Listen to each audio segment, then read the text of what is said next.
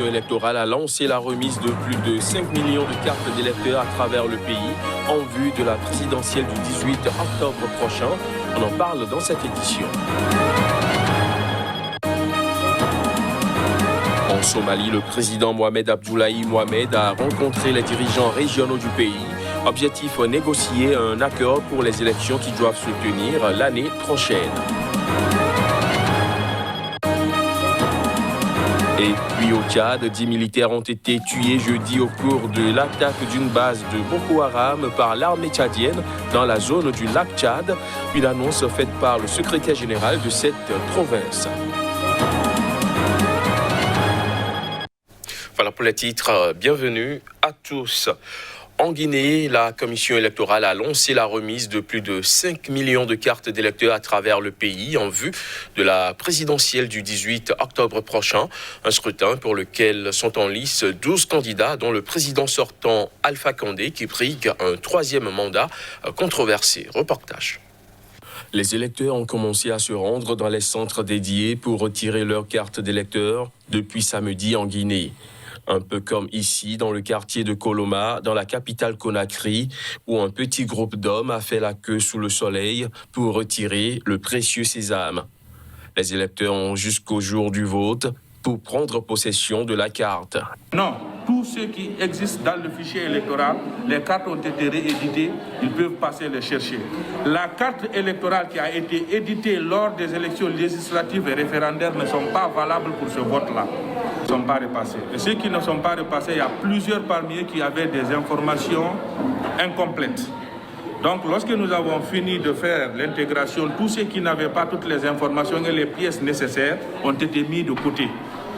Ils découpent les cartes, ils les placent par ordre alphabétique et par secteur aussi. Comme ça permet à l'électeur, dès qu'ils arrivent, ils donnent le nom du secteur et facilement la personne est retrouvée. Les listes électorales retenues par les autorités pour cette présidentielle sont remises en cause par l'opposition. Celle-ci a appelé à de nouvelles marches à partir du 29 septembre prochain, faisant redouter des violences dans un pays coutumier, des protestations et des répressions brutales. La présidentielle a été précédée par des mois de contestation contre la perspective d'un nouveau mandat d'Alpha Condé. Les manifestations ont été à plusieurs reprises durement réprimées et des dizaines de civils ont été tués lors de heurts. La campagne est officiellement ouverte depuis vendredi. Plus de 5,4 millions de Guinéens sont appelés à choisir le 18 octobre entre 12 candidats, dont le chef de l'État sortant, Alpha Condé.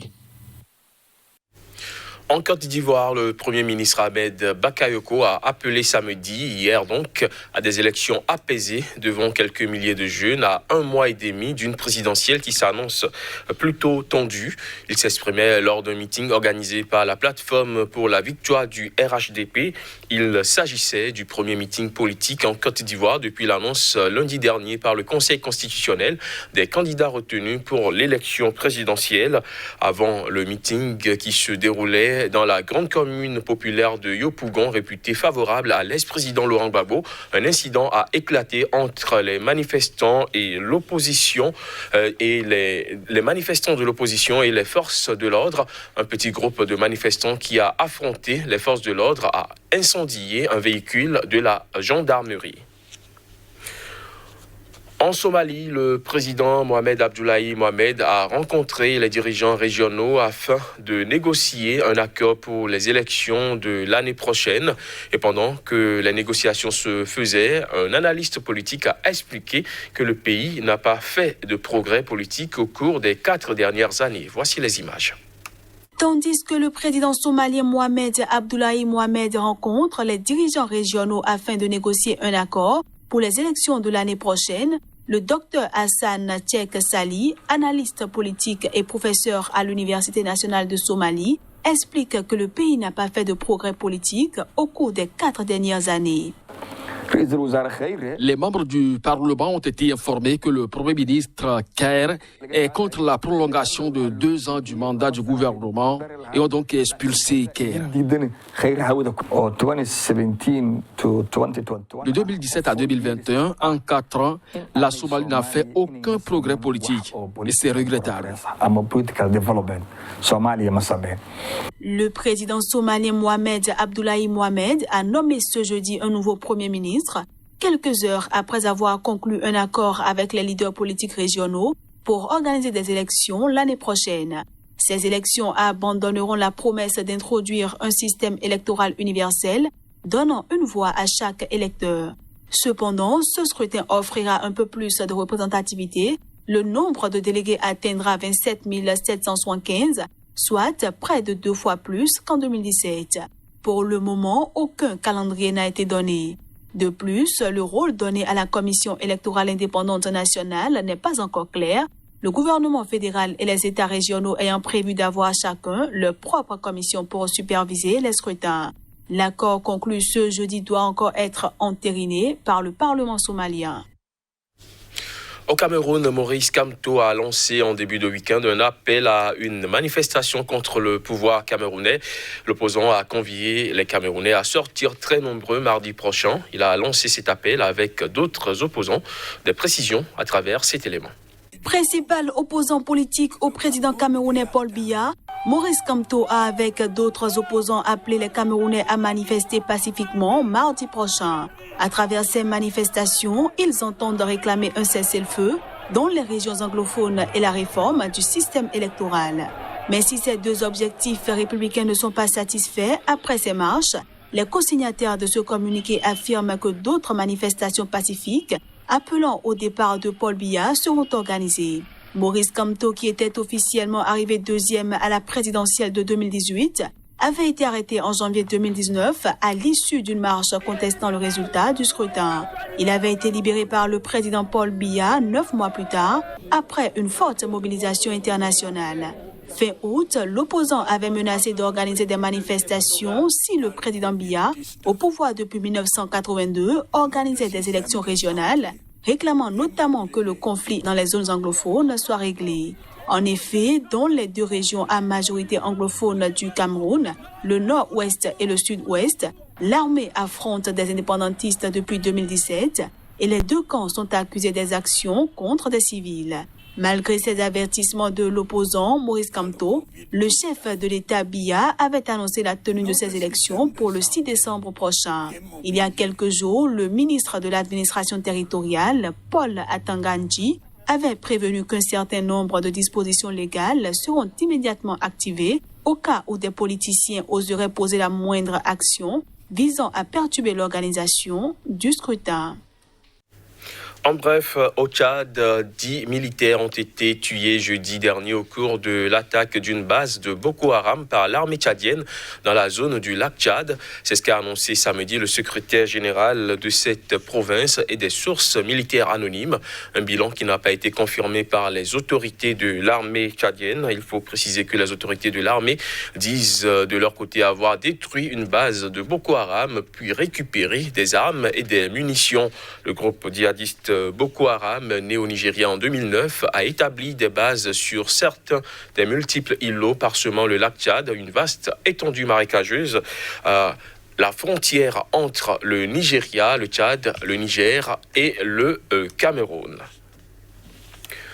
Geneviève Dariussèque, ministre déléguée auprès de la ministre française des Armées en visite à Bangui en Centrafrique, a assisté à la nomination du nouveau commandant de la mission d'entraînement de l'Union européenne en Centrafrique.